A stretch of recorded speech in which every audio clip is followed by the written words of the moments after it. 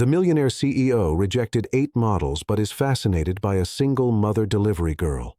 And at the end, don't forget to rate the story from 0 to 10. Enjoy the story, everyone. Just a minute, Rachel shouted as she entered the luxurious lobby of the Skyview Tower, breathless, carrying her 4-year-old daughter in her arms and a cooler bag of takeout in her left hand. The doorman didn't even have time to stop her. She walked right past, panting, trying to fix her hair and her delivery company cap as she pressed the elevator button. Emily, clinging to her mother's chest, commented with the cruel logic of children. "Mommy, you smell like soy sauce and sweat." Rachel smiled. "And you smell like the strawberry candy you snuck out of reception. Smart girl." On the 32nd floor, the apartment door opened before she could even knock. The client, an elegant blonde woman with a look of disgust on the tip of her perfectly arched eyebrow, glanced at her watch. 1 minute late. Rachel's eyes widened, sweating. "Miss, seriously, 1 minute? It's past the deadline. I don't want any more." The woman crossed her arms. "I can't stand people who don't meet deadlines." "Oh, sure, because your stomach has a built-in Swiss timer, right?" Rachel countered sarcastically. "Maybe I should have left my daughter alone on the street, run breathlessly, and run the red light to deliver your golden sushi." "Poor people always have an excuse, right?" the woman retorted disdainfully. At that moment, Emily, still clinging to her mother's body, lifted her little face and said loudly, "Mom, this girl looks like a wicked witch from a cartoon." Rachel froze. The woman's eyes widened, and on the other side, leaning against the wall near the elevator, a tall man in a dark gray suit with a sharp gaze held back a laugh. Benjamin Cross, CEO of Hayes Enterprises, was just waiting for the elevator, but ended up getting an unexpected spectacle. He coughed discreetly, as if asking permission to intervene. "Excuse me?" His voice was calm, cool, and elegant. "If you really don't want the order, I'll take it. I'm starving." The customer opened her mouth to protest, but Benjamin was already holding out the black card with an impatient gesture. "Can you tell me the price, Miss Rachel?" She handed over the bag, still in shock, glancing sideways at Emily, who whispered, "He looks like a dapper penguin." "I heard," Benjamin said, looking at the girl with a slight raise of his eyebrow. Then he looked at Rachel. "It seems you two have a knack for making an impact." Rachel gave an awkward smile. "And you look like you've never wasted a second of your life." "Almost never," he replied, already typing the password on the machine's display. As she finished the transaction, Benjamin noticed the deep circles under Rachel's eyes, the ripped jacket at the shoulder, and the way Emily snuggled into her chest, confident that she was safe there, even with the world at war outside. "It was only a minute," Rachel murmured, still indignant. "Just a minute." "1 minute can change everything," Benjamin said, accepting the bag and turning toward the elevator. "And a CEO can order delivery like any mortal," she teased. "Especially when the dinner event I'm supposed to be at is unbearable." Emily, still hugging her mother, gave a thumbs up. "Good choice, dapper penguin." Benjamin shook his head, but before he entered the elevator, something unexpected happened. He was about to step into the elevator when he heard a strange noise behind him. It was a dry, forced cough that cut through the air like an alarm. Emily had begun coughing uncontrollably, clinging to her mother's chest. What began as an innocent throat clearing quickly turned into something more serious. The girl gasped for air, but it seemed her lungs refused to cooperate. "Emily, Emily, my love, what's happening?" Rachel panicked, holding her daughter's little face in her hands. "Breathe with me. Breathe slowly." But Emily couldn't. Her lips began to turn slightly blue, and she made a high-pitched, desperate gasp for air. Her tiny hands clung to her mother's jacket like anchors. "Oh my God, Emily." Rachel looked desperately, but the child was getting more and more breathless. "Please, please don't do this to me." The customer who had refused the delivery was still at the door, but she took a few steps back, clearly uncomfortable with the situation. Benjamin, who already had 1 foot inside the elevator, stopped completely. "Does she have asthma?" he asked, dropping the cooler bag on the floor and approaching. "No, I don't know. She's never had this before." Rachel was shaking, holding Emily in her arms as the girl struggled to breathe. "Emily, my aim, stay with me." "Okay." Benjamin watched the scene for 2 seconds that felt like an eternity. The cold rationality that always guided him in business took over. He pulled out his cell phone and dialed quickly. "This is Benjamin Cross. I need an ambulance at Skyview Tower, apartment 3204. Child in severe respiratory distress now." Rachel looked at him with tears in her eyes. "She's going to be okay, right? Please tell me she's going to be okay." "Let's take her to the hospital now," Benjamin said, already taking the car keys out of his pocket. "My car is in the garage. It's faster than waiting for the ambulance." "But I don't know you." Rachel hesitated for a second, even with Emily panting in her arms. "And I don't know you," Benjamin replied, pressing the elevator button harder. "But your daughter needs help now." Emily made an even higher pitched sound, and that was enough for Rachel to make her decision. She stepped into the elevator with Benjamin, holding her daughter tightly, whispering comforting words in her ear. "Everything will be okay, my love. Mommy's here. This elegant penguin will help us. Okay." During the descent, Benjamin called again, this time the hospital. "This is Benjamin Hayes. I'm taking a child with a respiratory crisis to Lenox Hill Hospital. I want the best pediatric pulmonologist available now, and I want an emergency room prepared."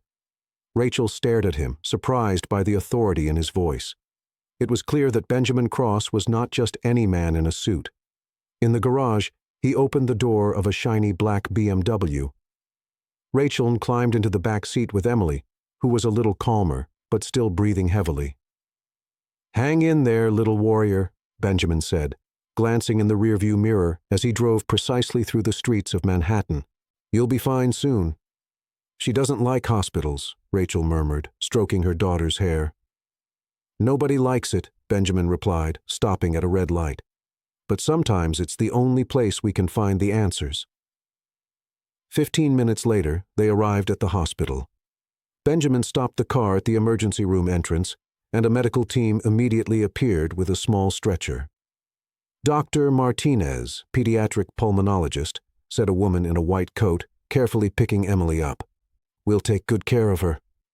Rachel tried to accompany the medical team, but was stopped at the reception. "Ma'am, I need some information first," said the attendant, a middle-aged woman with glasses perched on the bridge of her nose. "Please, my daughter is in there," Rachel begged. "I understand, but these are mandatory procedures. Child's name? Emily Turner. Health insurance?" Rachel swallowed hard. "No, we don't have health insurance. Credit card is payment guarantee. I can't pay now, but I can pay in installments. I can work extra. I can." The attendant sighed. "Man, without some guarantee of payment, I can't authorize more advanced procedures." Rachel felt her world collapse. "Please, she's just a child. I'll pay. I swear I will, but don't let her suffer because of money." Benjamin, who had parked his car and entered the hospital, overheard the conversation. He approached the counter with firm steps. "All costs are on me," he said, placing the black card on the counter.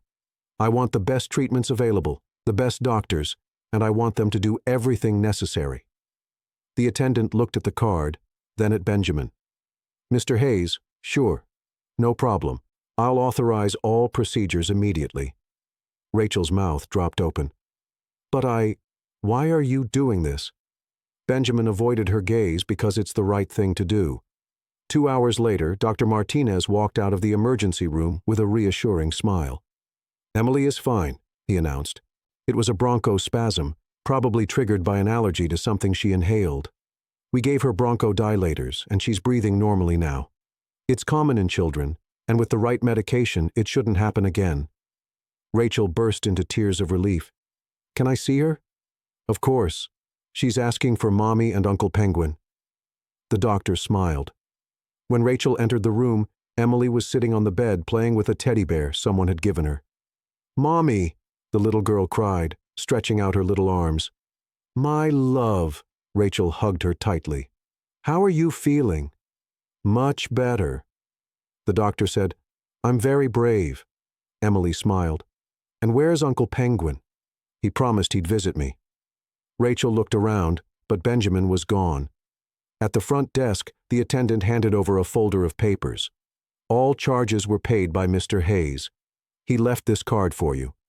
Rachel picked up a sleek business card. Benjamin Cross, CEO, Hayes Enterprises. On the back was a handwritten note. Hope Emily gets well. N.H. Where did he go? Rachel asked. He left about 20 minutes ago. He said he had an urgent meeting. Rachel left the hospital with a sleeping Emily in her arms and the card clutched in her free hand. They took a taxi home, but the whole ride she couldn't stop thinking about the man who had saved her daughter without asking for anything in return. The next morning, after dropping Emily off at daycare, Rachel went straight to the address on her business card. The Hay Enterprises building was imposing, all glass and steel, in the heart of the financial district. At the front desk, she explained that she needed to speak with Benjamin Hayes. The receptionist, an elegant young woman, looked her up and down from her worn flats to her delivery uniform and smiled with forced politeness. Mr. Hayes is in a meeting. Can I help you with anything? It's personal, Rachel insisted. After 20 minutes of waiting, Benjamin and his father Simon appeared in the elevator, adjusting his tie. When he saw Rachel, he stopped for a second, surprised. Rachel, how is Emily? She's fine, thanks to you, Rachel said, standing up. Listen, I came here to talk about the money. What money? Benjamin frowned. The money you spent on the hospital. I'll give you every penny back. You can be sure of that. It might take a while, but I'll pay it back. Benjamin shook his head. No need. Yes, it is, Rachel insisted, pulling a crumpled notebook from her bag. How much was it? 2,000? 3,000? I'll write it down and pay it back little by little. Forget it, Benjamin said, already heading back to the elevator. Benjamin Cross, she shouted, causing some people at the reception desk to turn around. I'm not a charity worker. I work. I make ends meet, and I pay my bills. He stopped and turned around, his expression a mixture of surprise and admiration. How much do you earn per month? He asked. Simon just watched the scene in amazement. Rachel hesitated. That's beside the point. Yes, you will. If you really want to pay, I need to know how long it will take you to save up $5,300. Rachel's eyes widened. 5,000. And oh my God. Now, do you understand why I said to forget it? Number. She stomped her foot. 5,000 or 50,000? It doesn't matter. I'll pay it. You can write my name down on your detours list, but I'll pay every penny, Mr. Hayes. Benjamin studied her for a long moment. There was something about Rachel Turner that deeply intrigued him. Pride, determination, and almost irritating stubbornness, and an honesty he rarely saw in his business world. Okay, he said finally. You pay, but in your own time, in your own way. Thank you, Rachel sighed in relief. You won't regret it. I'm sure not, Benjamin murmured, stepping into the elevator with a barely perceptible smile on his lips. 3 days later, Benjamin was in his 45th floor office, trying to concentrate on quarterly reports when the door opened unceremoniously. Simon Cross stormed in, dapper and elegant, carrying a stack of gossip magazines and a brown leather briefcase. Good morning, son, Simon said, tossing the magazines onto the polished mahogany table.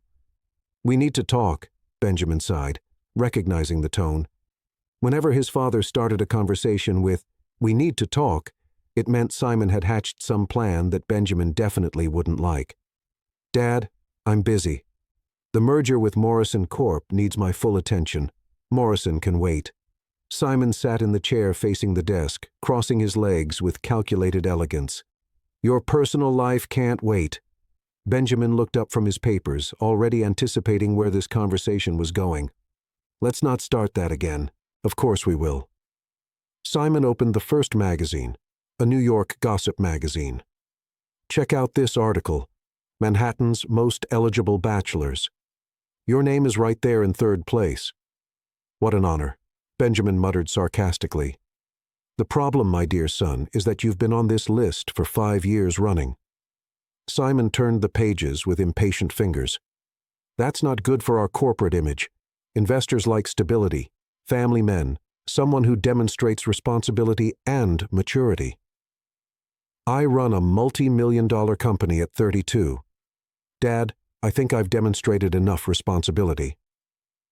Simon completely ignored the comment and opened the brown folder, pulling out a typed list on letterhead. Here are the most suitable candidates for you. All from traditional families, all impeccably educated, all financially independent. Benjamin picked up the list and quickly scanned it. Familiar names, faces he'd seen at social events for years. Beautiful, elegant, perfect women, and completely dull. Sophie Ashworth, Simon pointed to the first name. You've dated her before. Excellent choice.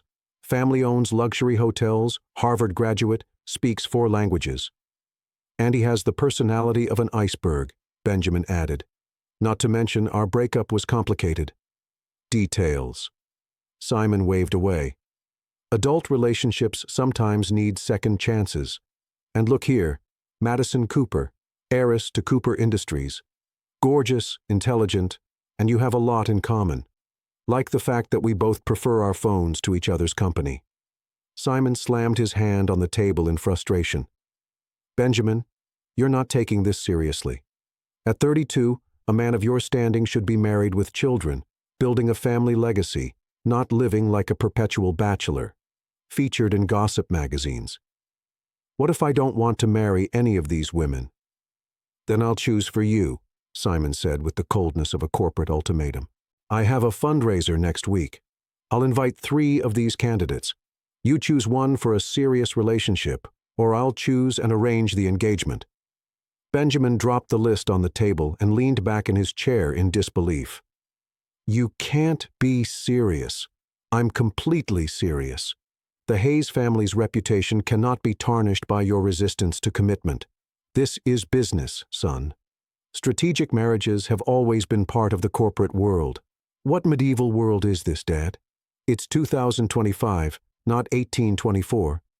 Simon stood, putting away the magazines and briefcase with precise movements.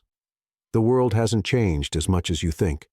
Power, influence, and stability still go hand in hand, and a married Hayes is worth much more on the market than a single Hayes.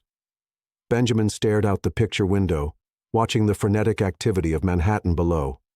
Somewhere in that city, Rachel was probably delivering orders, carrying Emily in her arms, struggling to pay the bills. The difference between their 2 worlds was stark. What if I say I'd rather marry the local delivery girl, he said without taking his eyes off the window.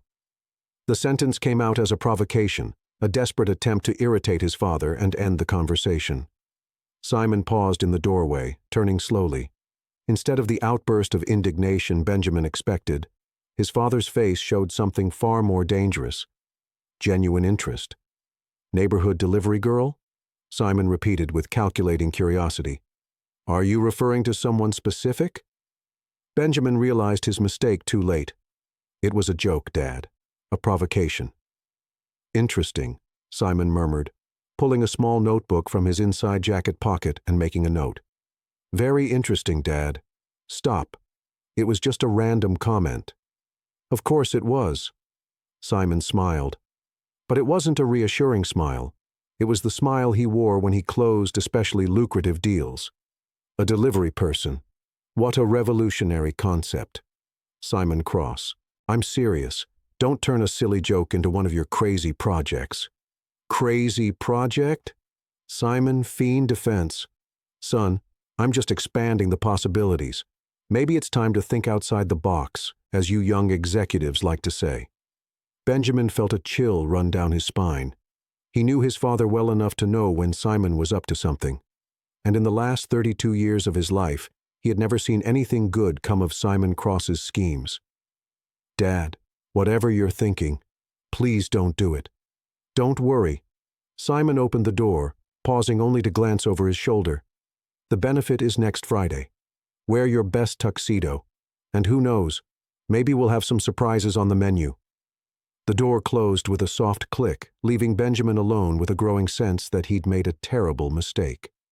He knew Simon too well to believe the reference to the neighborhood delivery girl would be forgotten. He picked up the phone and dialed his secretary. Sandra, I need you to find out everything about next Friday's charity event. Guest list, vendors, everything. Of course, Mr. Hayes. May I ask why you're concerned? Benjamin looked at the list of candidates still on his desk, then at the note Simon had made in his notebook. I have a feeling my father is planning something that will go very wrong for everyone involved.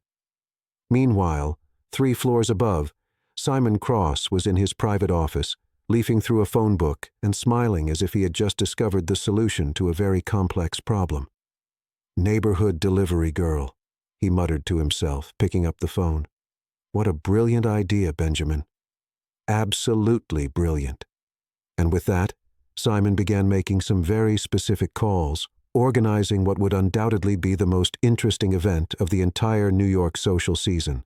The following Friday, Rachel Parker stood in front of the cracked bathroom mirror in her small apartment, trying to fix her hair for the 5th time. Her black catering uniform was borrowed and 2 sizes too big, but it was the best she could find at the last minute. "Mommy, you look beautiful," Emily said, sitting on the bed, swinging her legs as she ate breakfast cereal. "Thank you, love. Mom's just a little nervous." Rachel adjusted her bow tie for the 10th time. It's a very fancy event. Very important, people. More important than you? Her daughter's innocent question made Rachel smile. Of course not, Princess. No one is more important than the 2 of us. An hour later, Rachel was in the kitchen of the Plaza Hotel's grand ballroom, receiving instructions from the supervisor, a serious woman named Margaret. "This is a high society fundraiser," Margaret explained, adjusting Rachel's apron. "Lots of millionaires, some celebrities, people who can make or break a catering company's reputation with one ill-timed comment. So, smile, be polite, and for God's sake, don't drop anything." Rachel nodded, her stomach churning. She desperately needed the extra money. Emily needed new allergy medication, and the rent was late. "You'll serve the drinks during the cocktail hour," Margaret continued. "Champ, wine, and some non-alcoholic beverages. Keep the tray balanced and avoid engaging in long conversations with the guests." The main ballroom was stunning. Crystal chandeliers, enormous white flowers, tables decorated like movie sets. Rachel had never seen so much luxury in one place. Guests began arriving. Women in designer gowns, men in perfectly tailored tuxedos, jewelry that probably cost more than her annual salary. "First tray," Margaret said, handing over a silver tray with champagne flutes. "Remember, smile and be invisible." Rachel took a deep breath and entered the room. The first few minutes were uneventful. She served drinks, received polite thanks, and managed to maintain her balance. She was beginning to feel confident when she spotted a familiar figure across the room. Simon Cross was talking to a group of people gesturing animatedly and next to him. "Benjamin," Rachel murmured, almost dropping the tray. He was impeccably dressed in a black tuxedo, his hair perfectly combed, chatting with a stunning blonde woman in a red dress. For a moment, Rachel completely forgot where she was and what she was doing. All she could think about was how different he looked in that setting. No longer the man who had rushed Emily to the hospital, but the millionaire CEO he truly was. "Excuse me, can you serve me?" A sharp voice caught his attention. Rachel turned to see an older woman covered in diamonds looking at her impatiently. Of course, of course." Rachel quickly approached, holding out the tray. "Finally, you guys at work are getting slower and slower." The woman took a glass without even looking at Rachel. "Sorry, ma'am," Rachel murmured, trying to maintain a professional smile. She was walking away when she heard someone call her name. "Rachel? Rachel Turner?" She turned to see Benjamin approaching, a look of genuine surprise on his face. The blonde woman was right behind him, clearly curious. "Benjamin?" Rachel smiled, but immediately remembered where she was. "I mean, good evening, sir. What are you doing here?" he asked, completely ignoring the forced formality. "Extra work," she explained, lifting the tray. "Emily needs new meds, and well, you know how a fire alarm went off, and they were both covered in flour and giggling like teenagers. You almost burned down the inn," Rachel said, still laughing when they finally managed to clean everything up. "Me? You're the one who let the cloth catch fire. Because you threw pancakes on the stove. It was an artistic accident," Benjamin defended, brushing flour from her hair. They stood there like that. Him brushing flour from her hair. Both of them still laughing when they realized how close they were. "Maybe we should order pizza," Benjamin whispered. "Maybe," Rachel agreed without moving away. That night, Benjamin slept on the couch, insisting it was comfortable. But for the first time in years, he didn't dream of spreadsheets or meetings. He dreamed of laughter, flying pancakes, and a woman who made him feel normal. And Rachel, lying in the too-big bed, smiled in the dark, realizing she was dangerously close to forgetting it was all just pretend. Back in New York the following Thursday, Rachel was feeling strangely nostalgic. The trip had been a success. The meeting went well, and she and Benjamin seemed to have found a comfortable rhythm in the parade of their relationship. She even began to forget it was all pretense. He was organizing Emily's school clothes when his cell phone rang. It was Margaret from the catering company. "Rachel, have you seen the news today?" "What news?" Rachel frowned, turning on the TV. "Look for the local gossip channel. You'll want to sit down for this." With a bad feeling, Rachel found the channel. The host, a blonde woman with a predatory smile, was discussing high society scandals. "And now, a story that's shaking Manhattan," the host said. "Exclusive photos show that CEO Benjamin Hayes' new girlfriend may not be as innocent as she seems." The screen showed a photo of Rachel entering an expensive store, followed by another of her leaving with several bags, then an image of her in a luxurious beauty salon. Sources close to her reveal that Rachel Turner, from a humble background, has been spending thousands of dollars on shopping sprees since she began dating millionaire Hayes. The host continued, "The question remains, true love or financial gain?" Rachel felt her stomach sink. These purchases had been organized by Simon, part of the costume needed for the events. She hadn't even picked out half of the things. The phone rang again. It was a number she didn't recognize. "Hello, Rachel Turner. This is the Manhattan Tribune. We'd like to ask you a few questions about your relationship with Benjamin Cross." She hung up immediately, but the phone rang again and again. "Mommy, why are people screaming down there?" Emily asked from the window. Rachel looked over and saw reporters gathering in front of the building. Her heart raced. "Emily, put on your coat. We're going out the back door." But it was too late. As they left the building, camera flashes exploded. Reporters shouted questions. "Rachel, is it true you're using Benjamin Cross? How much money did he spend on you? How does it feel to be called a gold digger?" Rachel picked up Emily and ran, shielding her daughter's face from the cameras. They managed to escape in a taxi, but Emily was scared and confused. "Mom, why were those people yelling at us?" It's complicated, love," Rachel said, trying to remain calm. At Mrs. Rodriguez's apartment, where they had taken refuge, Rachel tried to call Benjamin, but it went straight to voicemail. She tried 3 more times without success. Finally, 2 hours later, he returned the call. "Rachel, I saw the news." His voice was tense. "We need to talk."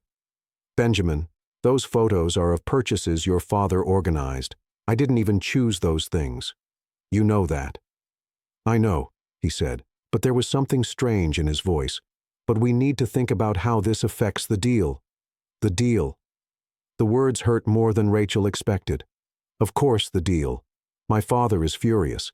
He says this could damage our corporate image. Maybe we should take a break." "A while," she repeated, feeling something break in her chest. "Just until the situation calms down. You understand, right?" Rachel understood perfectly. At the first sign of trouble, when public opinion turned against her, Benjamin was backing down, protecting his reputation, as she should have expected from the start. "I understand," he said, his voice as firm as he could manage. "No problem, Rachel." By Thenaniel, she hung up and stared at the phone, feeling stupid for having started to believe this was real. "Is Mom sad?"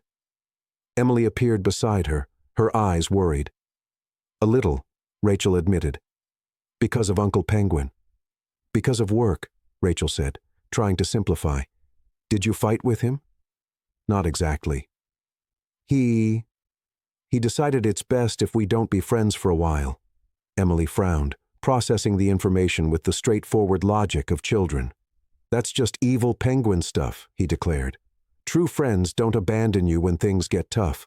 Sometimes adults do complicated things for complicated reasons," Rachel explained. "Stupid reasons," Emily corrected. "I'm going to call him and tell him he's an evil penguin who made my mommy cry." "Emily?" "No," Rachel said quickly.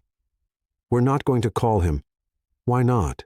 Because sometimes it's better to let people get on with their lives." In the following days, Rachel completely avoided the news and social media. She returned to her normal delivery routine, but discovered that several customers had canceled orders. Apparently, being famous for the wrong reasons was worse than being anonymous. Sophie had gotten what she wanted. The photos, clearly taken by a professional photographer at carefully orchestrated moments, created the perfect narrative. A poor girl taking advantage of a rich man. "How are you dealing with all this?" Mrs. Rodriguez asked one afternoon as Emily played in her apartment. "One day at a time," Rachel sighed. "At least now I know where I stand in his life." "And where is that?" "Nowhere. It was all a lie." But the words rang hollow, because the truth was somewhere during those weeks it had stopped being a lie to her. The laughter in the inn's kitchen, the way he carried Eleanor, the way he looked at Emily with genuine affection. None of it felt fake. Meanwhile, at the Hayes Enterprises office, Benjamin was having the worst week of his life. He tried to focus on work, but he constantly found himself remembering moments with Rachel. The way she laughed when he told absurd stories, how she shielded Emily from the cameras, how she turned a pancake fire into one of the best nights he'd ever had. "You did the right thing," Simon said during a meeting. "Public relations require crisis management. She'll understand." But Benjamin wasn't sure he understood. The more he thought about the phone call, the more he realized he had sounded cold, calculating. Exactly what Sophie had always accused him of being. "Dad, what if we're wrong?" he asked one Friday afternoon. "Wrong about what? What if Rachel really cared? What if it wasn't about money?" Simon sighed. "Benjamin, you've known this woman for a few weeks. Don't mistake gratitude for love." But Benjamin remembered Rachel's face when he'd suggested taking a break. The pain she tried to hide, the way her voice had changed when he'd mentioned the deal. She didn't seem like a gold-digging woman. She seemed like a woman who had been hurt by someone she trusted. "I need to talk to her," he decided, grabbing his car keys. "Benjamin, don't complicate things." "No, Dad. I think I've made it complicated enough." When he arrived at Rachel's apartment, the building was empty of reporters, but she didn't answer the intercom. He went upstairs and knocked on the door. "Rachel, it's me, Benjamin." Silence. "Please, we need to talk. I think I made a terrible mistake." The door opened slightly, but it was Emily who appeared, a serious expression on her little face. "Mommy doesn't want to talk to evil penguins," he declared. "Emily, where is your mother?" "Working. Always working. Because evil penguins made her sad, and now she has to work even harder." The innocent accusation hurt more than any corporate criticism. "Emily, can you tell your mother that I'm sorry?" "Only if you promise to stop being mean." "I promise," Benjamin said solemnly. Emily studied him for a moment, then nodded and closed the door. Benjamin stood in the hallway, realizing he'd lost much more than a fake girlfriend. He'd lost the woman who made him laugh, who reminded him of who he really was, and who somehow inexplicably had become the most real part of his life. 2 weeks after the media debacle, Rachel was serving canopies at another high society event. This time, it was a charity auction at the Grand Hotel Plaza, and she had gotten the job through a different agency, using her mother's maiden name to avoid recognition. The dining room was packed with New York's elite. Rachel kept her head down, serving discreetly and trying to become invisible. She had learned the art of invisibility over the past 2 weeks. It was surprising how people didn't notice waitresses when they were determined not to see them. "More champagne, please," an elegant woman asked without even looking at Rachel. "Of course, ma'am," Rachel murmured, refilling her glass. The auction host, a pompous man in a white tuxedo, was on stage announcing the next item. "And now, ladies and gentlemen, we have a truly special piece. a vintage jewelry set from the Astor family's private collection. Rachel was heading to the kitchen for more drinks when she heard a commotion at the entrance to the dining room. Voices whispered, heads turned. She glanced discreetly and felt her heart stop. Benjamin Cross had just entered the room. He looked different. His suit was impeccable as always, but there was something in his posture, an almost desperate determination she'd never seen before. His eyes roamed the room as if searching for someone in particular.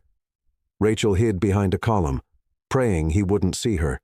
She wasn't prepared to face him, especially not here at work, where she needed to maintain her professional composure. The auction continues with this magnificent pearl necklace. The presenter continued, oblivious to the growing excitement among the guests, but Benjamin wasn't paying attention to the auction. His eyes finally found Rachel behind the column, and the relief on his face was almost palpable. He started toward her, but Rachel panicked. She turned quickly and headed for the kitchen, hoping to escape before he reached her. "Rachel," his voice echoed through the hall. The presenter stopped mid-sentence. Conversations ceased. 500 heads turned to see what was happening. Rachel froze in the middle of the room, holding a tray of empty glasses, feeling all eyes on her. She wanted the floor to open up and swallow her. "Excuse me," Benjamin said, addressing the host on stage. "I need to make an announcement." "Sir, this is not the right time," the presenter protested. "It's the perfect moment," Benjamin retorted, stepping onto the stage unceremoniously. The crowd murmured in confusion. Rachel stood frozen, unable to believe what was happening. Benjamin took the microphone, took a deep breath, and looked directly at her. "A few weeks ago, I met a woman." His voice echoed through the room. "She poured champagne on me, called me a classy penguin, and completely changed my life." A low chuckle rose from the audience. Rachel felt her cheeks heat up. "Benjamin, what are you doing?" she whispered, but he was too far away to hear. "This woman taught me things I'd forgotten." Benjamin continued, his voice gaining strength. "She taught me that helping a stranger on the street is more important than arriving on time for a meeting. That laughing until you can't breathe is worth more than any $1,000,000 contract. That courage isn't about closing difficult deals. It's about raising a daughter alone and still maintaining faith in humanity." Rachel felt tears well up in her eyes. The people around her began to realize who the speaker was and moved away slightly, forming a circle around her. "The last few days with her were the happiest days of my life," Benjamin said, his voice trembling with emotion. "And I ruined it all because I was afraid it was too good to be true, afraid to trust my heart instead of my head." Sophie Grant, who was present at the event, was visibly furious at the back of the room, whispering something urgent to a friend. "Rachel Turner," Benjamin said, stepping down from the stage and walking toward her. "I ask your forgiveness. Forgiveness for doubting you when I should have trusted you. Forgiveness for choosing my reputation over your feelings. Forgiveness for being exactly the kind of cold, calculating man you deserve to avoid." He stopped in front of her, his hands shaking slightly. "You taught me that life isn't a spreadsheet full of calculations and strategies. Life is improvisation. It's chaos. It's spilling champagne and laughing at the mess. And I want to improvise with you forever." Rachel dropped the tray, which shattered on the floor with a crash that echoed through the silent hall. "Benjamin," she whispered. "I love you," he said, falling to his knees in the middle of the ballroom. "I really love you. It's not a pretense. It's not a deal. It's not a strategy. It's real. It's terrifying. It's the most genuine thing I've ever felt in my life." He took a small velvet box from his pocket. "Rachel Turner, will you marry me? Do you want to start a real family with me and Emily? Do you want to teach me how to be human every day for the rest of our lives?" The room was completely silent. Even the waiters had stopped working to watch the scene. Rachel looked at the man kneeling before her, the millionaire CEO who had given up all pride and control to come out publicly. Tears streamed freely down her face. "You're an idiot," he said finally, his voice breaking. Benjamin blinked, clearly not expecting that answer. a beautiful, brave, and completely crazy idiot," she continued, smiling through her tears. "And I love you too, my elegant penguin." The hall erupted in applause. People shouted, whistled, some even cried. "Is that a yes?" Benjamin asked, still kneeling. "It's a yes," Rachel confirmed, pulling him up. "I'll be the happiest wife in the world by your side." Benjamin scooped her up in his arms and spun her around, kissing her as the crowd cheered even louder. When they finally broke apart, they were both laughing and crying at the same time. "Emily will be overjoyed," Rachel said. "She already knows," Benjamin confessed. "I asked her blessing first. She said it was about time and that I could stop being an evil penguin now. And what will your father say? Which was the best investment of my life?" Benjamin smiled. And for once, he'll be right. The auction host, completely lost, tried to resume the event. Well, that was unexpected. "Let's get back to the auction." "Actually," Benjamin said, taking the microphone again, "I'd like to make the first bid. $50,000 for everything being auctioned today." The crowd gasped. "For charity, of course," he continued, "in the name of the woman who taught me that true wealth has nothing to do with money." And with that, Benjamin took Rachel by the hand, and they left the room under a shower of flower petals that someone had started throwing, leaving behind a party that would definitely go down in New York gossip history. 3 months later, in the heart of Central Park, a wedding ceremony was taking place that definitely did not follow the traditional protocol of New York high society. The altar had been set up near the Bethesda fountain, decorated with simple, elegant flowers. Gold chairs were arranged in a semicircle for the 300 guests. An eclectic mix of executives in expensive suits, food delivery drivers in their finery, Rachel's neighborhood neighbors, and curious socialites who wouldn't miss this event for the world. "I've never seen anything like it," murmured Margaret, the catering supervisor, eyeing the homemade hot dog stand that had been set up next to the Don Perigno champagne table. "That's the idea," smiled Mrs. Rodriguez, elegant in a navy blue dress Rachel had insisted on buying for her. Rachel wanted everyone to feel at home. Across the room, a vintage ice cream cart played cheerful music while children ran around dressed in their best clothes, spining youth, some holding heart-shaped balloons. "Dad, are you sure this is right?" Benjamin asked nervously, adjusting his tie for the 10th time. He looked impeccable in a charcoal gray tuxedo, but his anxiety was evident. "More right than anything you've ever done," Simon replied, surprisingly relaxed for someone who was always concerned with appearances. "And Benjamin, stop fiddling with your tie. You look perfect." The music changed, signaling the beginning of the ceremony. Guests rose as Emily appeared at the head of the aisle, beautiful in a pale pink dress, tossing flower petals with exaggerated enthusiasm. "Don't skimp on the petals," she shouted to the other bridesmaids, making the audience laugh. Behind her, Rachel appeared on the arm of her stepfather, a simple man who had raised her after her parents' deaths.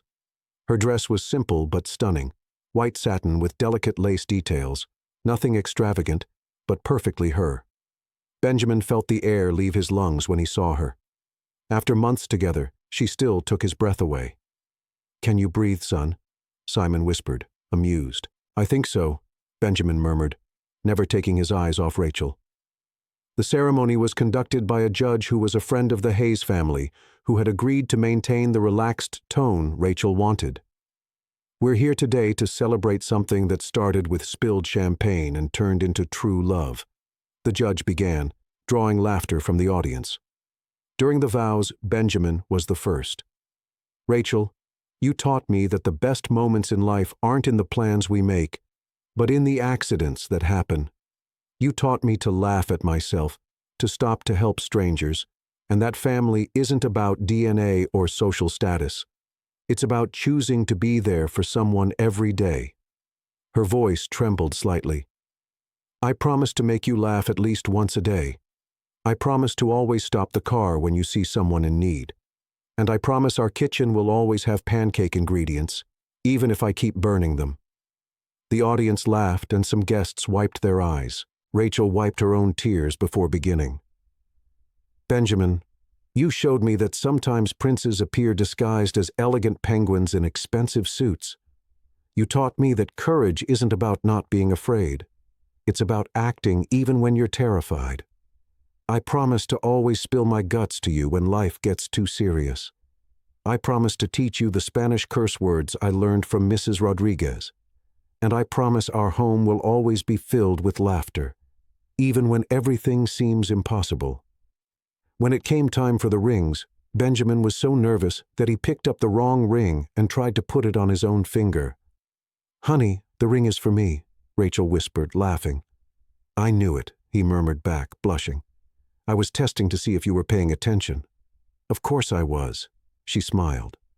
Finally, when the judge declared them husband and wife, Benjamin kissed Rachel under a shower of petals thrown enthusiastically by Emily and deafening applause. During the reception, as guests danced to an eclectic mix of soft jazz and children's songs for Emily, Benjamin picked up his new stepdaughter. "Emily, now I'm going to have a real daddy," she cried, beaming with happiness. "And I'm going to have the most amazing daughter in the world," Benjamin replied, holding her tenderly. "Emily, I promise to be the best daddy in the world to you and the best husband to your mommy. I promise that nothing and no one will ever separate us again." "Not even a wicked witch?" Emily asked, looking over to where Sophie was watching from afar, clearly uncomfortable with the general merriment. "Nor an evil witch?" Benjamin confirmed solemnly. During the speeches, Simon stood up with a glass of champagne. "My son has always been stubborn," he began, drawing laughter. "But this time, his stubbornness led him to the right person. Rachel, thank you for teaching my son that there are more important things than spreadsheets and meetings." Benjamin stood up too, putting his arm around his father's shoulders. "Dad, I should thank you. If it weren't for your crazy plan to hire a fake girlfriend, I would never have found the love of my life. It was my best investment." Simon smiled. "And I've made a lot of good investments in my life." The party continued late into the night with executives eating hot dogs, socialites dancing to children's music, and Emily teaching some important guests how to play hopscotch. When it was finally time to leave, Benjamin carried Rachel to the car, following tradition, while Emily threw rice and shouted marriage advice she'd learned from Disney movies. "You'll live happily ever after," she shouted. "And don't forget to eat lots of cake." In the car, Rachel snuggled into Benjamin's side. "So, husband, how are you feeling?" "Like the luckiest man in the world," he replied, kissing her softly. "And you, wife?" As if my real life had finally begun. And as they drove through the New York night, leaving behind a party that would be talked about for months in society, the three had finally found what they had been searching for without knowing it. A real family built on love, laughter, and the certainty that the best plans are those we never plan. What did you think of Rachel and Benjamin's story? Leave your opinion in the comments. Rate this story from 0 to 10. What score would you give it? Subscribe to the channel and activate the bell to follow all our stories and enjoy more exciting stories by clicking here on the final.